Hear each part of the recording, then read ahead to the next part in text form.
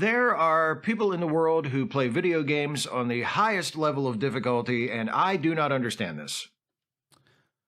Well, the reason that they play it on the highest level of difficulty is because they want to be challenged. And they're probably have levels of skill that make easier settings boring for them, and that's why they play at a higher setting. It turns out that within every human activity, there are different skill levels. People of high skill levels tend to play at a higher level. People of lower skill levels tend to play at a lower level. This is not rocket science, but let's see. Maybe I'm misunderstanding what you're saying, and that's not your argument.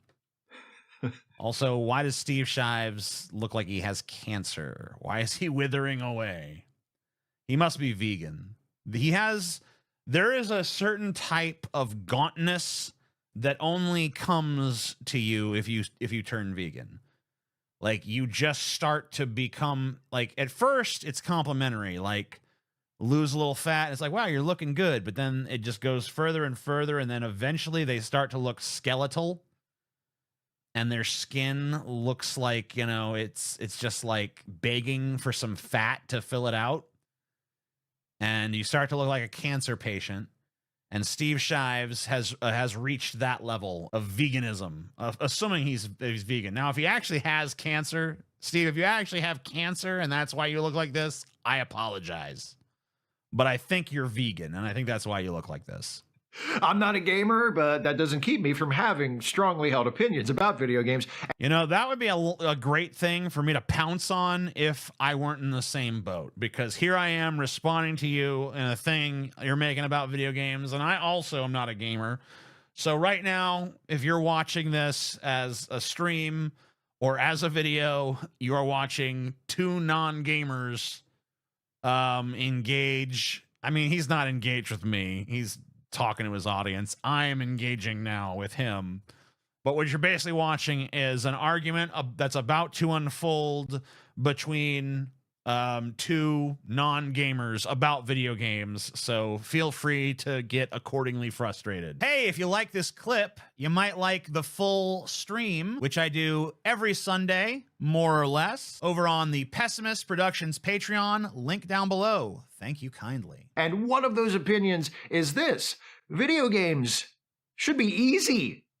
Almost every video game I've ever played, because I'm not a gamer, but I have played a video game or two in my time, and almost every video game I've ever played has had a difficulty setting. I don't even remember the last time I played a video game on anything other than the easiest setting. Why are those other difficulty settings even there? Okay, so it really is as dumb as I thought it would be. Those other difficulty settings are there for people of different skill levels who would be bored to tears playing at the level you're on. Now, I don't agree with this aspect of gamer culture that tries to shame people for not being as good, shame people for playing on bitch mode, easy mode. Because whatever, that's there for people like you, the casual gamer who might pick up a game every now and again, but is not looking for some kind of fucking like hardcore, intense experience. You know, they just want some, they plug, yeah, oh yeah, this is kind of fun, but, oh cool, wow, and then they're just on to the next thing. I get it. I'm not much of a gamer myself, like I said, so I understand not looking for some, you know, Sisyphus rolling the boulder up the hill fucking challenge level. I get it. You don't want to just fucking bang your head against the wall, but like, why begrudge other people their shit? Like, just play the bitch mode or play the easy game or play the casual game and leave the fucking hard, intense, you know, you really gotta fucking focus games to the people who are at a higher skill level, who devote way more of their time and energy to it. And that's what they want. That's the activity that challenges them. It's like, this is in every area of life, right? Like, if I were to go onto a tennis court You know, maybe after like a week or two, I could play a game of tennis. It would be sloppy. It would suck. I would lose constantly, but that would be enough for me. There would be no reason I would be insanely outmatched if I were to then go and play a professional in tennis when I just barely can play the game and probably get winded after like 3 minutes. Like, oh God. Stop. So there's different levels of skill within every human endeavor. Pretty much every human endeavor. Different levels of skill require different levels of challenge. Why be upset about that? I don't understand why anyone would be bothered by it. Everyone's different. I realize that tastes vary. So I can't truthfully say that people who want... this is not even really just a matter of tastes vary. This is a matter of ability varies. Or commitment varies. Or level of interest varies. Usually, difficulty settings in games are not like a matter of taste. Like, as far as I'm concerned, when I'm playing a game, I usually play it on normal, even though I suck really bad, because I like the challenge. Like, if I am actually interested in a video game, I probably want to play it on its normal setting, even though I'm going to be a disaster. I know that I'm going to just be hideously awful at it, but it's fun for me. It's fun because, to me, the normal setting is usually really fucking challenging. And there are some games where maybe I'll just, if it's like something I'm just doing more casually, like I downloaded the most recent Mega Man game that came out, I don't know, like a couple of years ago or something. And it's like, it's very classic Mega Man 2D side scroller kind of thing. And, you know, I was playing, Mega Man games have always been really hard. And I played it at first on normal, and I was like, you know what? I don't care about this enough to f with it on this level. So I went and turned it on to easy. And I was still like, this is still kind of too much for my fucking ass, especially with, you know, I haven't played games like this in fucking forever. So I went down to like, basically like, hold your hand, you're almost invincible kitty mode on the fucking thing. And I was like, all right, I guess I'll play it at this level. But like when I played, I don't even think there are difficulty settings for like a game like Red Dead Redemption 2. That didn't have difficulty settings, did it? That just is what it is. But I just played that, you know, as it was, and I beat it. And, you know, it was a shit show so much of the time. There were so many mechanics of that game that I never got good at. So it was very challenging. But I figured out strategies of how I could play it that worked for me. I figured out ways that I could approach the problems that made up for the deficits in my skill set. Difficult video games are wrong. All I can say is, I don't get it. I've had it explained to me. I understand it on an intellectual level, but I don't get it. Once I asked a friend of mine who plays a lot of video games what they get out of playing games that are hard to beat, and they told me, I like the challenge. And I said, oh, I get that. You're way too invested in video games. You play video games on a higher level of difficulty because you like the challenge. You know what I do when I feel like a challenge? I lead my life. Well, I mean, I could see why that would be challenging, you know, waking up every day like, oh, fuck, I'm still Steve Shives.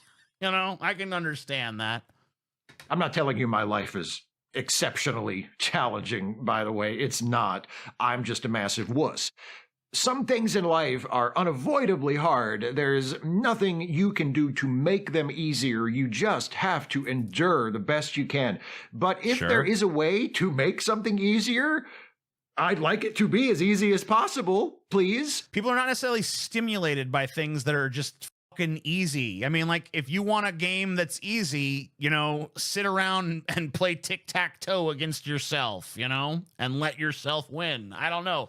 Like, that's not stimulating. I mean, I see behind you a giant shelf of DVDs and shit. I assume that some of the material on that shelf behind you is stuff that you just watch casually.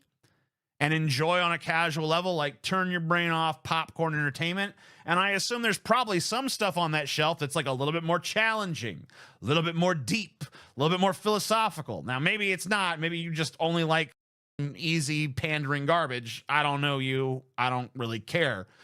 But I assume that there are certain activities that you engage in that are a little bit more challenging than others on some level.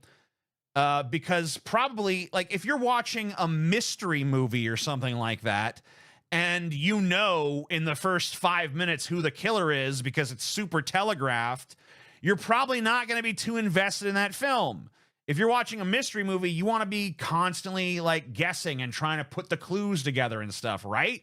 If you're watching an episode of any kind of show, and you're just sitting there trying to figure out, like, oh, where's it gonna go? Like, everyone is, as they're engaged, like, people call television and movies like a passive form of entertainment, but usually, at least in my case, I'm constantly engaged with what's going on the screen, trying to figure out what's gonna happen, what this character's motivation is.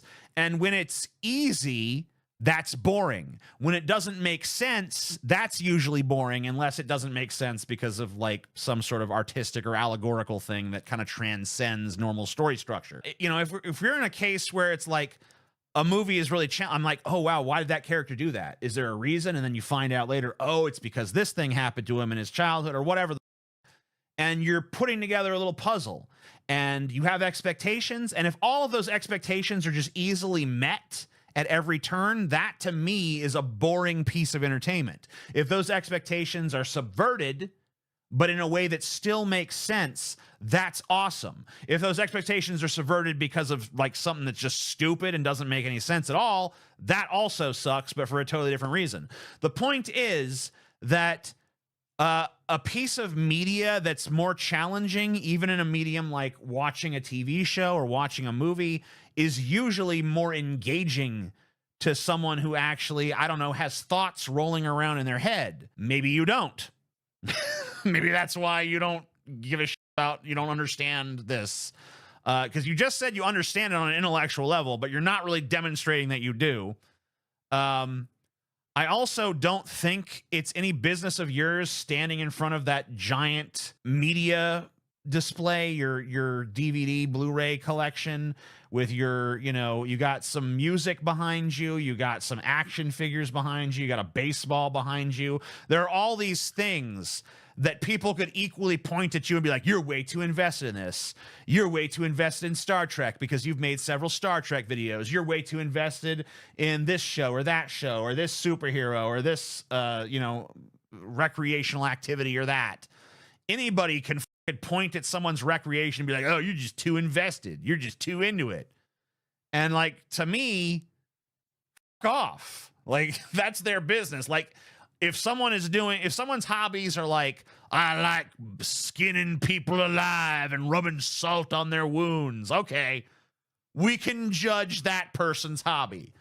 But anything else, like any harmless recreational activity, even if I don't get it, why would I go around judge? Like, if someone just gets a thrill out of, like, I love model trains, like, okay, that to me is boring horse shit, but hey, rock on, man. I love collecting stamps. I mean, that's literally the most boring activity on the face of the earth to my ass, but hey, you do you. Especially if the something in question is something as frivolous as a video game. I mean, you literally have a wall of frivolity behind you right now as you are saying that. A wall dedicated to your equally frivolous pursuits. So, like, why the judgy attitude? Before all you righteously indignant gamers come at me. I'm not even a gamer, and I don't know. Am I being righteously indignant right now? I don't feel like I am. I feel like you're being righteously indignant by feeling that you should have some sort of dominion over other people's hobbies and their interest level in said hobbies. Accusing me of on video games as a medium. That's not what I'm doing. I understand why you might be upset if you thought that's what I was doing. I'm not really upset. I just think this is a stupid take. It doesn't really trigger me. I think you can tell by my tone I'm not really like mad. At least if you know the tone I get when I'm actually mad. You love an art form that isn't widely respected or taken seriously. Hey, I'm a pro wrestling fan, okay? I get it.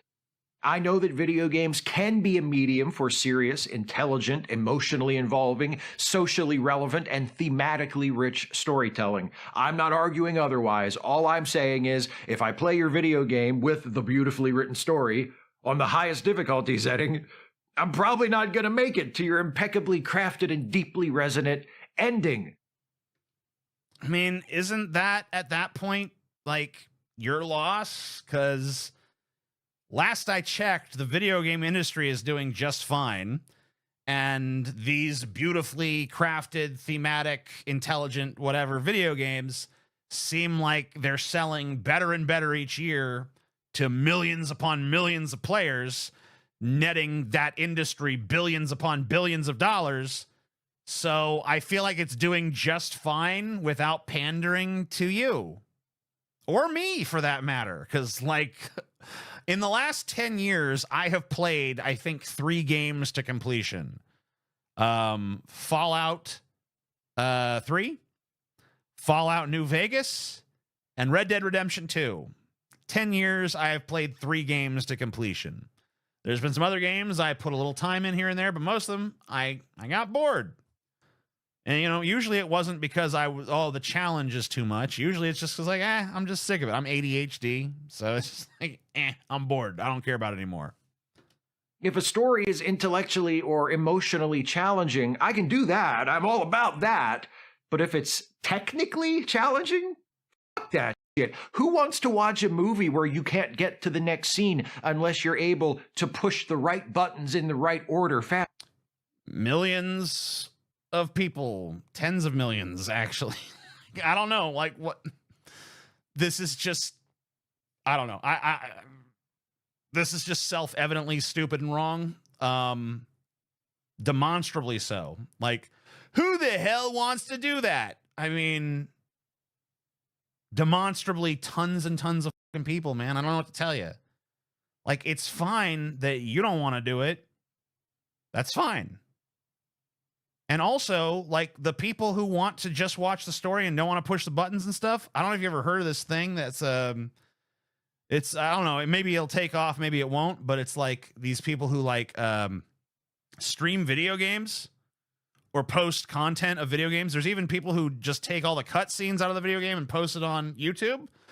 Not many people watch that kind of stuff. I mean, you barely hear anything about that sort of thing, but it does happen. So, you know, maybe that's more for you. I don't know. Fast enough. A lot of people, apparently, but have I mentioned yet that I don't get it? Earlier, I said that even though I'm not a gamer, I have played a video game or two. All right, well, I'll let him talk for a minute here. But I'm getting the sense that this is, more than anything, just a personal little vent of like, gosh darn it, I just don't get it. And he's not really expecting anyone to solve this problem for him. He's not really expecting anything to change because he feels this way. Maybe he is like looking for his crowd here. Maybe he's looking for some people to be like, yeah, it's time to make games for people who don't like playing games with any sort of challenge level. It's time to make this shit easy as pie. And maybe he hopes that'll do something. I don't know. But at this point, I'm just kind of taking this as just like one man's largely irrational vent that flies in the face of any and all evidence. But let's watch a little bit more. I'm going to soak in his next point or two, and we'll see where it goes. In my time. In recent years, most of the games I've played have been mobile games, and I have 2 of them currently downloaded on my phone. One is a game called Flow Free, which is a puzzle game where you connect the same color dots on a board.